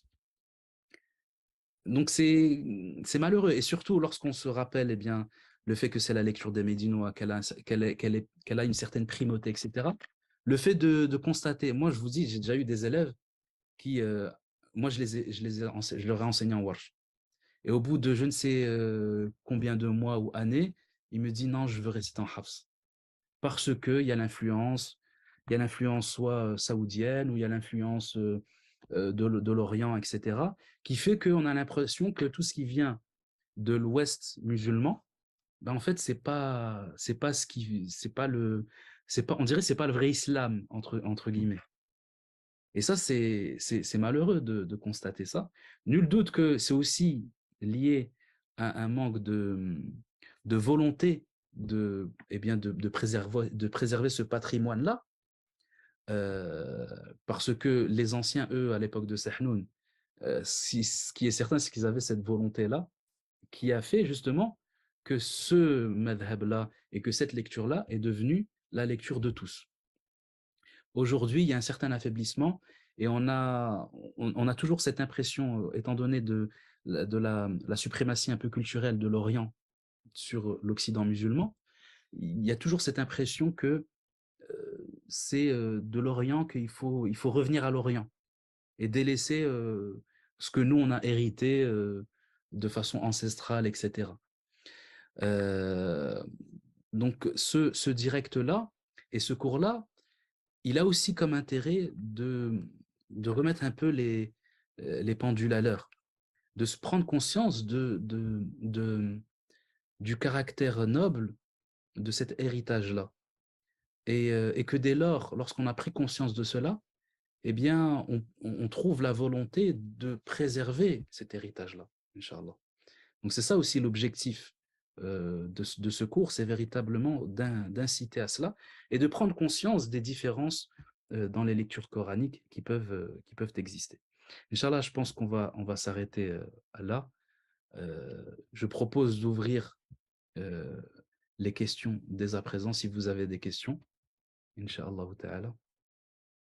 Barakallahu fik, jazakallahu khairan. Franchement, c'était extrêmement bien. Et je remarque que le nombre de participants n'a pas diminué d'un seul depuis le début. Ça veut dire que tout le monde était pendu à ton intervention, Alors, machallah. Alors, la lecture de Asim est aussi transmise par Ubay et Zayd. En ce qui concerne la lecture de Asim, elle n'est pas récitée par Ubay et Zayd ibn Thabit, mais elle est récitée elle est rapportée par Uthman ibn Affan. Uthman ibn Affan et Ali ibn Abi Talib, qui l'ont transmise notamment à Abu Abdirrahman al-Sulami, qui est un des imams de Koufa, et également à Zir ibn Hubaysh, qui est aussi un des tabi'in. Donc les deux, ce sont des tabi'in de Koufa. Donc c'est eux qui vont recevoir cette lecture-là. Il est également rapporté que c'est aussi une des lectures transmises par Ibn Mas'ud. Ibn Mas'ud a aussi rapporté cette lecture. Donc on a, parmi les sahaba qui ont transmis Asim, c'est Ibn Mas'ud, Uthman, Ali. Mais c'est surtout Uthman. Parce que, d'ailleurs, cette transmission, elle est en lien avec ce célèbre hadith dans lequel le prophète sallam dit « Khayrukum man ta'allama al-Qur'ana wa 'allama » Le meilleur d'entre vous est celui qui apprend le Coran et qui l'enseigne. Ce hadith, il a été rapporté d'après Uthman. C'est Uthman qui a rapporté ce hadith. Ça fait partie des rares hadiths qui est rapporté par Uthman, notamment. Et Uthman, lorsqu'il va envoyer Abu Abdirrahman al-Sulami à l'époque de son califat à Koufa pour enseigner aux gens le Coran suite au rassemblement du Mus'haf qui a eu lieu, puisqu'il a envoyé un Mus'haf à Koufa, il va dire à Abu Abdirrahman, qui était de Médine à la base, va à Koufa et va enseigner aux gens le Coran. Et donc il va aller à Koufa, et avant de l'envoyer, il va lui rapporter ce hadith-là et lui rappeler que khayrukum man ta'allama al-Qur'an wa 'allama. Le meilleur d'entre vous est celui qui apprend le Coran et qui l'enseigne. Et Abu Abdirrahman, comme évoqué dans Sahih al-Bukhari, il va dire, suite à l'évocation de ce hadith, فَذَلِكَ الَّذِي أَقْعَدَنِي مَقْعَدِي هَذَا. C'est ce hadith qui m'a fait m'asseoir à cette place d'enseignant du Coran dans la mosquée, la grande mosquée de Koufa. Puisque ce hadith incite à enseigner le Coran après l'avoir appris pour faire partie des meilleurs de cette communauté. Donc c'est surtout, notamment, l'arrestation de Uthman.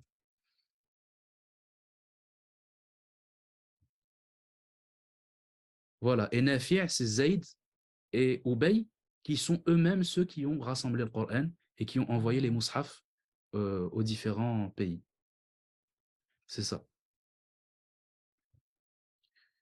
Comment répondre à ceux qui prétendent la caducité du fait que l'on prend le fait qu'il y ait plusieurs lectures coraniques sur la base d'un hadith ahad? C'est-à-dire, est-ce que le sens c'est le hadith qui indique sur les 7 variantes, il est ahad, et que dès lors, d'accord. Eh bien, ce hadith-là, il nous indique sur ces 7 variantes-là, mais toujours est-il que ça va être la transmission qui va établir l'existence des autres lectures, dans tous les cas. Donc ces lectures-là, à partir du moment où elles sont rapportées de façon multiple, bitawatur, le tawatur, c'est le fait que qu'il y ait un tel nombre de personnes qui ont rapporté le Coran de cette manière-là, qu'il est impossible qu'ils se soient mis d'accord sur un mensonge. Donc là, ce que l'on évoque en général, quand on évoque les voix qu'on a évoquées d'après Zayd ibn Thabit, il faut savoir qu'il y en a d'autres des Sahaba.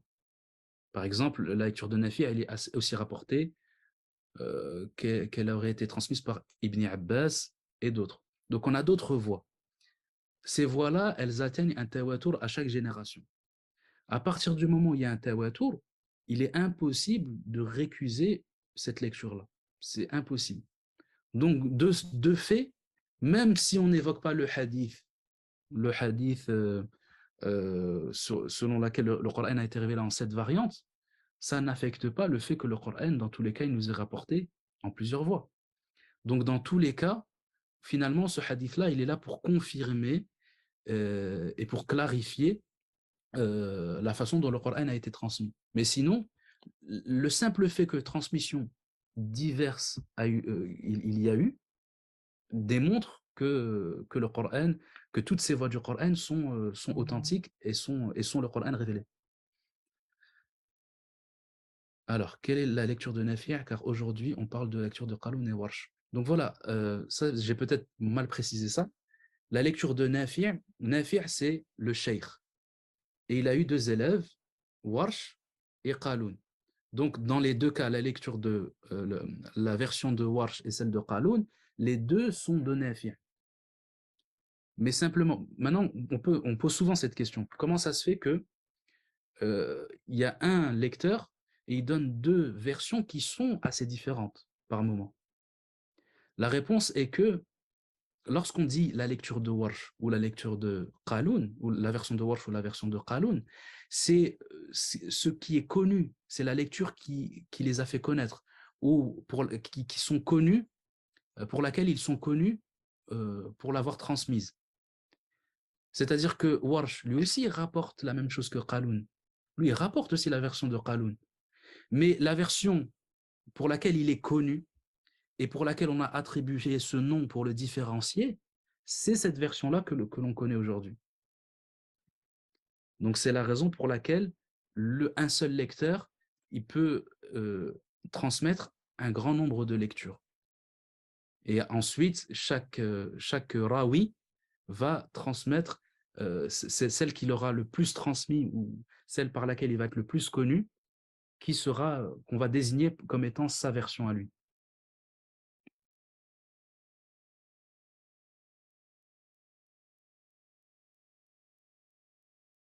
Alors, j'ai une question sur le tawatur. Comment dire que la lecture de Nafi' est mutawatir puisqu'il est seul? Je veux dire, après lui, euh, il y a un tawatur, mais ça dabaqa à lui-même. Encore pareil, en fait, c'est la même chose. C'est-à-dire que Nafi', c'est celui qui est connu pour transmettre cette lecture. Maintenant, il y en a d'autres de sa tabaqa qui ont pris des mêmes tabi'in que lui. Et parmi eux, par exemple, son cheikh qui fait partie des 10 lecteurs, Abu Ja'far ibn al-Qa'qa', bah, lui aussi, il rapporte les mêmes lectures que Nafi'. Et d'ailleurs, c'est son cheikh. Mais lui, il est connu pour réciter une autre lecture. Pourquoi? Parce que c'est la lecture pour laquelle il a été connu. En fait, c'est simplement ça.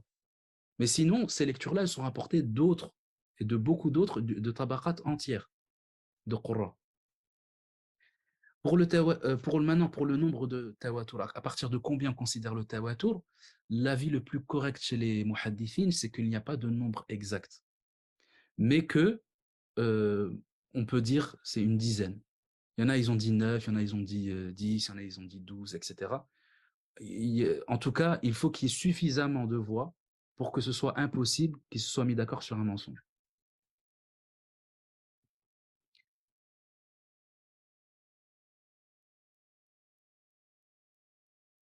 Alors, quel conseil donner à une personne habituée à Hafs et qui trouve Warsh compliqué en tant que règle à appliquer? Bah, en fait, le conseil qu'il faut donner en ce qui concerne les lectures, déjà, premièrement, toujours, toujours donner la priorité à la lecture qui est utilisée par les gens de notre pays. Ça, c'est la base. Pour éviter les confusions, si jamais on est amené à réciter devant des gens, ça évite que des personnes qui vont m'écouter entendent une lecture qu'ils n'ont pas l'habitude et se mettent à me rectifier, comme c'est déjà arrivé par le passé. Puisque, et on a des exemples, par exemple, à l'époque de l'imam al-Qabisi, on a une question qui a été posée à l'imam al-Qabisi. Donc lui, il est de Kairouan, il est mort en 403 de l'Hégire, et on lui a posé la question à propos de deux hommes qui se sont querellés, parce que l'un a dirigé la prière et a récité selon la version de Abu Amr. Et ensuite, l'autre homme l'a réprimandé parce qu'il il n'a pas récité selon la lecture de Nafi', et ils se sont disputés à cause de cela. Et bon, Al-Qabisi, dans sa réponse, euh, il incite à réciter selon la lecture de Nafi', mais en même temps, il rappelle que la lecture de Abu Amr, évidemment, fait partie des 7 lectures et qu'elle est acceptée. Mais ça donne un exemple de choses qui peuvent arriver lorsque on récite dans une autre lecture que celle qui est connue. Et c'est également ce qui est arrivé à l'époque de Ibn Lub al-Andalusi, al-Gharnati, un des grands savants d'Al-Andalus, qui est le cheikh de Abu Muhammad al-Shatibi, et qui eh bien, un jour, dans la grande mosquée de Granada et de Grenade, une personne s'est mise à réciter et au lieu de dire jannatin, il dit jannatun, selon une autre lecture. Et c'est alors que un brouhaha incompréhensible a eu lieu. Parce que Ibn Lub a voulu le corriger en disant jannatin, puis lui, le problème, c'est qu'il n'entendait pas bien. Et donc, ça a été une catastrophe et ça a créé une réelle confusion dans la mosquée au moment de la prière. Donc ça, encore une fois, c'est un exemple de choses historiques qui se sont passées, qui ont eu lieu. Donc il faut, premièrement, se focaliser sur la lecture, qui est récitée. Donc là, en France, eh bien, les lectures récitées, ça va être Hafs ou Warsh. Et ça va être ça qui va devoir être choisi. Maintenant, ensuite, deuxièmement, en ce qui concerne la facilité, le prophète sallallahu alayhi wa sallam a dit فَقْرَأُوا مَا تَيَسَّرَ مِنْهُ. Récitez ce qui est facile parmi ces lectures. Donc, si le Coran il a été révélé en plusieurs lectures, c'est pour faciliter. Donc, à partir de là, il faut choisir la lecture la plus facile parmi celles que je peux choisir. Donc, si maintenant la lecture de Warsh, elle est trop compliquée pour certains, étant donné que la lecture de Hafs, elle est une lecture qui est pratiquée aujourd'hui, en France, bah, on peut y recourir. Par contre, ce n'est pas systématiquement la plus facile. Et ça, c'est un préjugé que les gens ils ont, que forcément la lecture de Warsh, elle est difficile, et la lecture de Hafs, elle est facile. Ce qui est le cas pour certains n'est pas le cas pour d'autres. On a des personnes pour qui la lecture de Warsh est plus facile, par rapport à leurs antécédents culturels, par rapport à plein d'éléments, qui fait que la plus facile, par rapport à ce qu'ils ont déjà écouté, par rapport à leur façon de parler, le dialecte, etc., pour eux, la lecture de Warsh va être plus facile. Par rapport à la Hamza, par exemple. Vous avez encore moi, toujours, j'ai des élèves, un certain nombre d'élèves, impossible, il fait la Hamza correctement. Jamais il fait al-arudu, il ne le fait pas. Al-arudu. Ça peut être un exemple qui peut indiquer sur le fait que cet élève-là, il devrait plutôt réciter en warsh, par exemple. Donc, servons-nous de la facilité qu'Allah et son messager nous ont donnée, à mesure de ce qui est possible de faire. Donc, voilà ce qu'il faut. Donc, si maintenant vous êtes en Hafs et que c'est plus facile pour vous, eh bien, restez en Hafs. Si maintenant la lecture de Warsh, elle est plus facile d'un point de vue de certaines prononciations à effectuer dans cette lecture, eh bien, choisissez Warsh. Après, au niveau des règles, c'est vrai, effectivement, Warsh a des règles supplémentaires. Maintenant, il y a possibilité de simplifier ça. Parce que le problème, en fait, en Warsh, le gros souci, c'est lorsque l'on enseigne la théorie de Warsh, souvent, les enseignants, ils ont pris l'habitude d'enseigner toutes les voix. Alors que ce n'est pas forcément nécessaire. Par exemple, pour le badal, ils vont dire le badal, c'est 2 temps, 4 temps, 6 temps. Alors que là, 2, 4, 6, c'est déjà 3 voix. Et le plus simple, c'est d'enseigner ce qui est habituellement admis dans la coutume.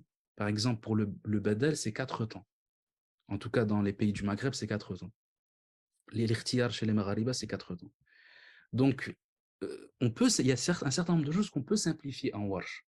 Il y a des éléments qu'on n'est pas forcément obligé d'évoquer pour faciliter cette lecture-là.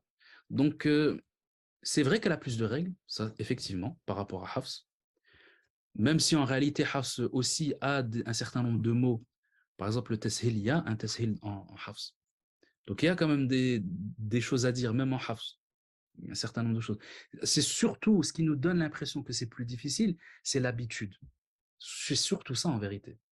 Parce que quelqu'un qui est habitué à Warsh toute sa vie, tu le mets en Hafs et qui lui, il a connu que ça, pour lui aussi, ça va être difficile. Mais pourquoi est-ce que ça nous paraît plus difficile Warsh? Parce que par l'habitude, on entend les imams du haram de Mecca, on lit le Coran, on voit l'écriture habituelle qui est l'écriture orientale, etc. Et ça nous prépare, sans même nous en rendre compte, à considérer telle lecture ou une autre comme étant plus facile, même si en vérité, ce n'est pas forcément le cas.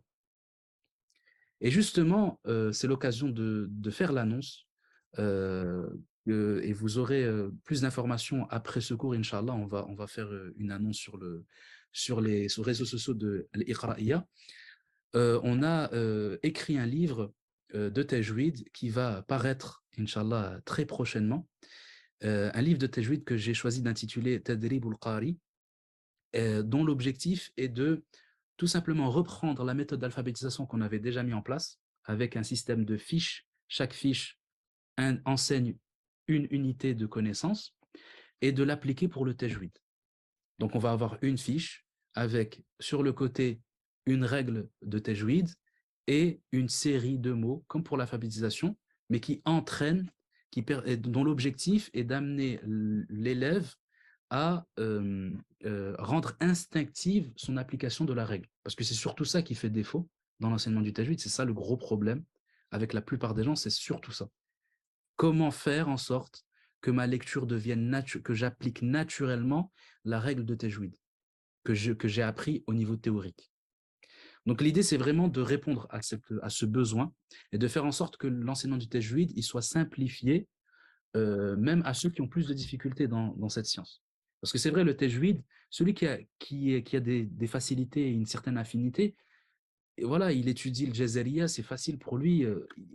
La théorie, il pratique directement, automatiquement, facilement. Mais il y a beaucoup de gens qui ont du mal. Donc, quelle solution apporter aux gens de la masse en ce qui concerne le tajwid? Et donc, cette solution, c'est celle que nous proposons. Donc, c'est un livre assez court. Il y a une quinzaine de fiches. Il y en a 16. Et l'idée, c'est ça. Donc, ceux qui sont intéressés parmi vous, sachez qu'on va faire un webinaire dimanche afin eh bien, d'expliquer de A à Z l'objectif de cette méthode, qui est-ce que ça concerne, comment l'utiliser durant l'enseignement. Donc, on va présenter ce livre, présenter son fonctionnement, et notamment pour ceux qui aimeraient l'utiliser, soit dans leurs écoles ou leurs instituts qui aimeraient l'appliquer, etc., pour que vous ayez tous les éléments et ayez conscience de l'intérêt qu'il peut y avoir dans cette méthode-là, si vous serez intéressé pour l'utiliser, Inch'Allah Ta'ala. Donc, cette annonce, elle va être faite sur l'Iqra'iyya. Sur l'Iqra'iyya, le site qui a été envoyé ici même par message, vous allez avoir la possibilité de vous inscrire à ce webinaire qui, évidemment, est gratuit, bien sûr. Du coup, je vous souhaite la bienvenue si vous souhaitez y participer, Inch'Allah Ta'ala. Donc voilà, je pense avoir fait le tour. Je pense que j'ai répondu à toutes les questions, Inch'Allah. Je laisse la parole à Sidi Younes pour clôturer peut-être, Inch'Allah. Jazakallah khair. Vraiment, tu as répondu à toutes nos attentes. Je pense que de Ijma'an, Ittifaqan, dans l'Assemblée, le chiffre des participants n'a pas chuté depuis qu'il a atteint son sommet, Inch'Allah, alhamdulillah. Je te remercie mille fois parce que vraiment, tu as fait un exercice exhaustif, puisqu'on est parti du temps du prophète, sallallahu alayhi wa sallam, jusqu'à l'époque, je dirais même récente, en fait, de notre contexte, en passant par le contexte andalou, Ferkeya et andalou, et maghrébin, etc. Jusqu'à même le petit passage sur Fès qui était tout à fait parlant pour ceux qui connaissent bien la ville et son urbanisme. Donc vraiment, Jazakallah khair. C'était un grand plaisir et je pense que Partagez, tout le machallah. monde aura un plaisir à te retrouver dimanche. J'invite toutes celles et ceux qui nous ont suivis jusque-là pour participer parce que c'est aussi une œuvre d'utilité publique que de restaurer ce patrimoine et de mobiliser des outils qui ont été pensés à ce titre de façon très judicieuse, j'en suis convaincu. Et en tout cas, moi, j'en serai, Inch'Allah, avec, je pense, de nombreux autres Inch'Allah. de l'Institut, sans aucun doute. Jazakallah khair, je pense qu'on peut clore. Inch'Allah. On va pouvoir Juste, clore. juste Barakallahu fikoum en tout cas. Pardon. Oui, je te laisse clore Non, peut-être. تفضل سيدي. Moi, je me contente d'avance, حفظكم, mais je te laisse Cas, c'était avoir le un mot. plaisir de participer à cette occasion et bien de redorer un petit peu cette partie du patrimoine qui est parfois négligée malheureusement. J'espère en tout cas y avoir contribué. Barakallahu fikoum. Et on se retrouve dimanche pour ceux qui sont intéressés ou à d'autres occasions de prochains séminaires, Inch'Allah, ou d'autres cours en compagnie de l'Institut Al-Ihsan, Inch'Allah, je l'espère.